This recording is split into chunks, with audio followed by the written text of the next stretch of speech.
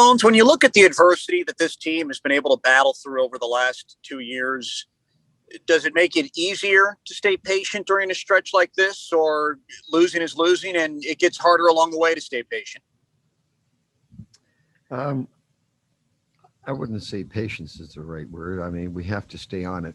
We have to keep pushing. This is a tough league and a tough division. I know we've been through a lot. At times it catches up to us, but there's no excuses. And we just can keep saying, we're going to push through this. We're going to push through this. We had a tough second period clearly last night. And that's probably the worst period we played all year. And then we still had a chance to win the game. And we had a couple of chances in the third to tie it up, and we didn't. So, yeah, I know what you're saying.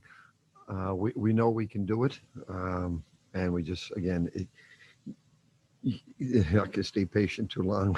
We got to keep pushing the envelope here and find ways to just get that extra point, or it's like last night, 2 points. It would have been nice to tie that game up. But even if you go back to the first period, and I've mentioned this a couple of times, we're not getting that timely goal. We had a 1-0 lead. We weren't giving them anything. And we had 3 really good opportunities, and we didn't even put the puck on the net. We hit a stick, or we missed the net, or we made try to make a pass instead of shooting it. Those 3 opportunities, if we put them on the net, one of them might go in. All of a sudden, it's a 2-0 game, and you have a little more confidence in yourself. So we've got to get those timely goals.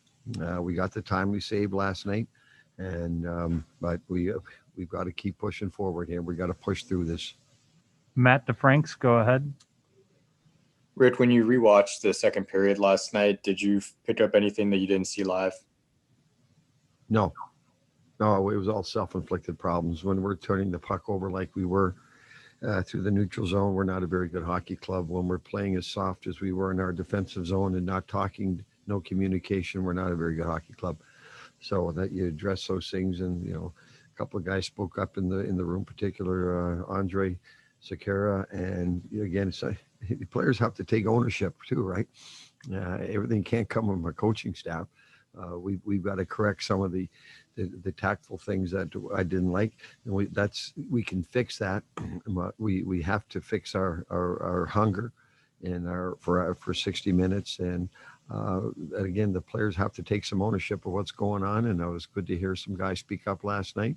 And we're just going to we're going to keep pushing. We're going to stay on them. And so there's nothing I didn't see in the tape. It's just painful to watch again, but it was unfolding in front of our eyes. And like I told the team today, we don't need any more painful reminders of how we have to play to be successful, because that's a painful reminder to watch that during the game. So we don't need lessons. We don't need painful reminders. We need to play Dallas Stars hockey for 60 minutes, and then we'll take our chances. Saad Youssef, go ahead. Hey, Bones, when you have a period like that, which was pretty uncharacteristic for you guys, do you hammer it home the next day on film, or do you just kind of flush it and move on with the team? Oh no, we it's not so much hammer at home. The wording and the tone is very important of a coach in that particular time. Can't be any panic. We review it. Okay, look at these self-inflicted problems. This is not them.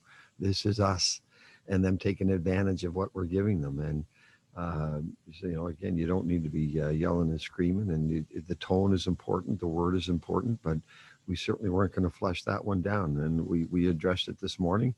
We had a good 30-minute tempo of practice. And we move on. Now we flush it. Now we put it behind us, and we get ready for tomorrow. But we certainly, there's times you do that.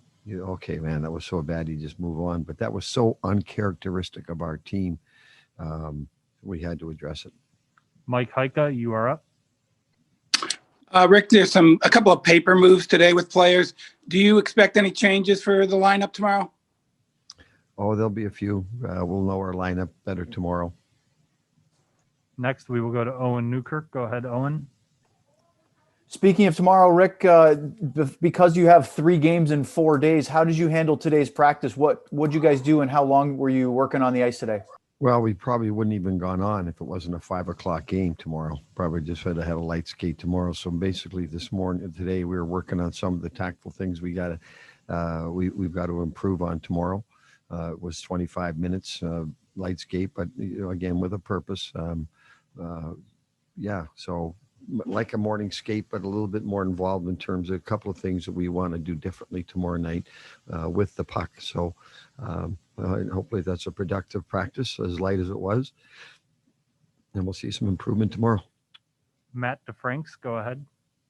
Rich, do you go back to Anton tomorrow night because of how he played last night? And with Jason Robertson, how much do you tailor his usage to the offensive zone in particular?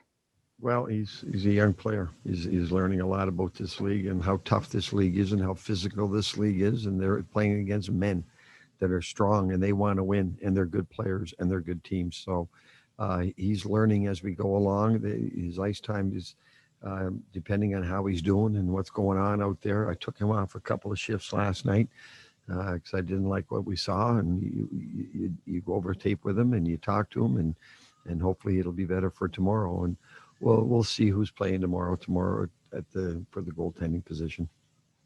And the last question to Owen Newkirk. Go ahead, Owen.